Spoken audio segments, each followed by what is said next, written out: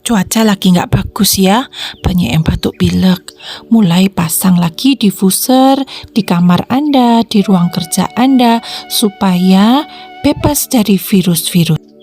Jika Anda tidak punya diffuser, Anda bisa meneteskan Rosephara peppermint dan Rosephara eucalyptus ke atas tisu tebal seperti ini. Kemudian Anda tinggal memasukkan ke sebuah kantong atau sebuah alat. Saya memakai tea bag strawberry begini. Nah, setelah itu saya tutup. Saya hadapkan dekat di mulut anak saya yang sedang tidur. Ini bagus untuk meredakan batuk pileknya.